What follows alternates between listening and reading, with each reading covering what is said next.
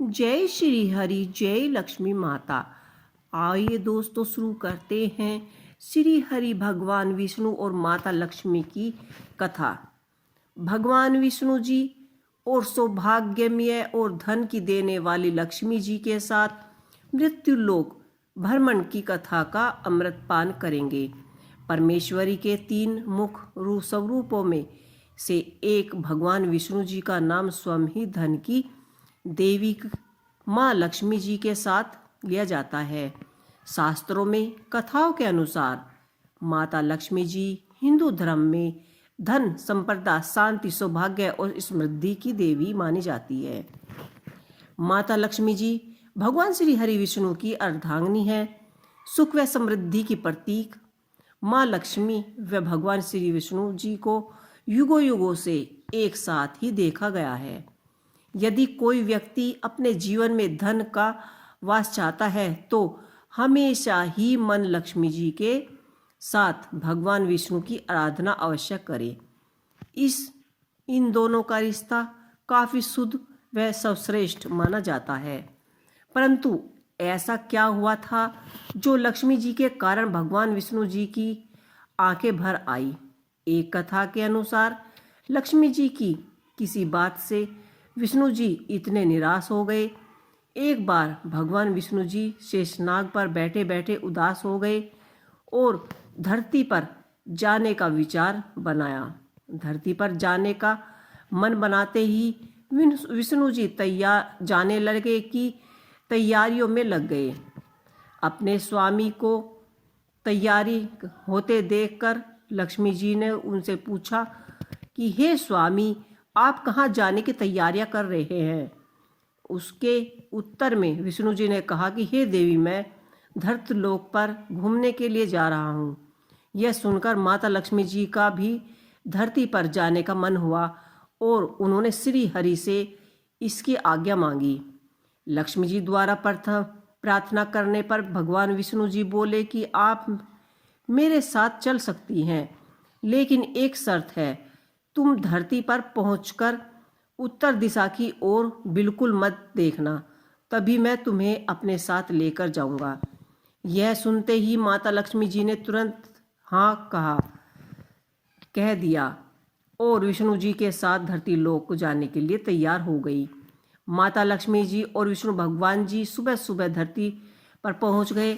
जब वे पहुंचते तब सूर्य देवता उदय हो रहे थे। कुछ दिनों पहले ही बरसात हुई थी, इसीलिए धरती पर चारों ओर हरियाली ही हरियाली थी। धरती बेहद सुंदर दिख रही थी। अतः माता लक्ष्मी जी मगन होकर धरती के चारों ओर देखती रही। माँ लक्ष्मी जी भूल गई कि पति को क्या वचन देकर उनके साथ आई है। अपनी नज़र घुमाते हुए उन्होंने कब उत्तर दिशा की ओर देखा, उन्हें पता ही नहीं चला। मन ही मन में मग्न हुई माता लक्ष्मी जी ने जब उत्तर दिशा की ओर देखा तो उन्हें एक सुंदर बगीची नजर आई। उस ओर से भीनी भीनी खुशबू आ रही थी।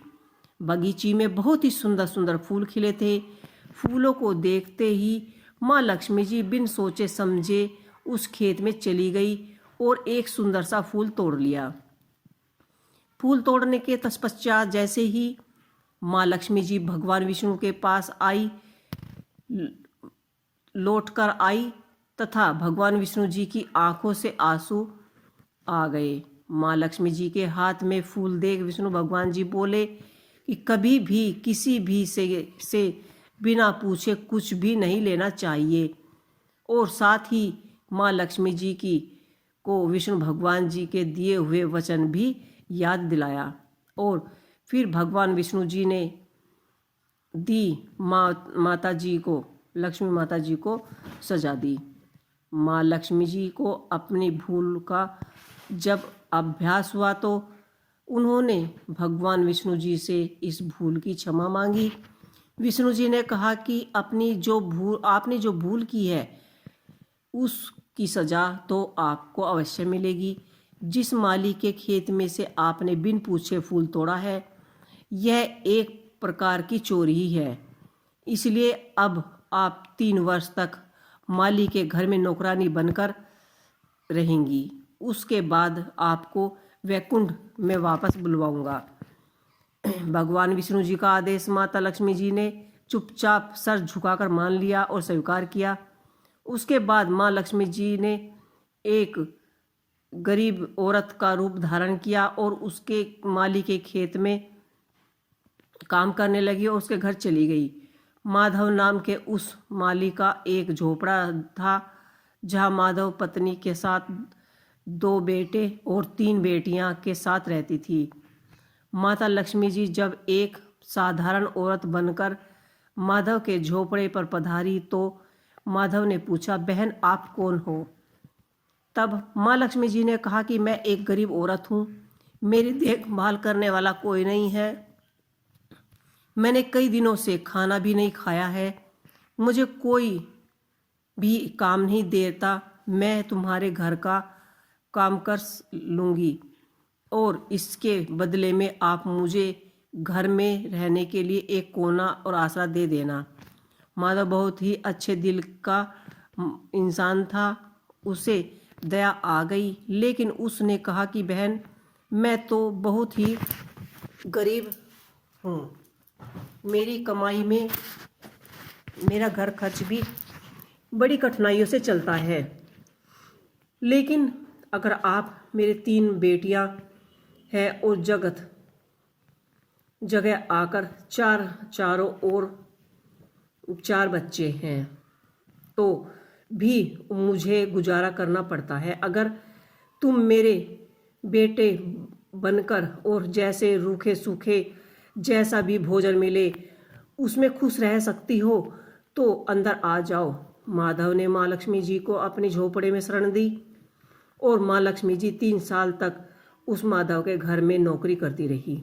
कथा के अनुसार कहा जाता है कि जिस दिन माँ लक्ष्मी जी माधव के घर आई थी उसके दूसरे दिन ही माधव को फूल से इतनी आमदनी हुई कि शाम को एक गाय खरीद ली। फिर धीरे धीरे माधव ने ज़मीन खरीद ली और सबने अच्छे अच्छे कपड़े भी बनवाए। कुछ समय बाद माधव ने एक बड़ा पक्का मकान बनवाया। माधव हमेशा सोचता था कि मुझे यह सब कहाँ से मिल रहा है, महिला के आने के बाद मिला है, इसे बेटी के रूप में मेरी किस्मत चमक गई है। एक दिन माधव जब अपने खेतों से काम खत्म करके घर आए तो उसने अपने घर के द्वार पर गहनों से लदी एक देवी स्वरूप औरत को देखा।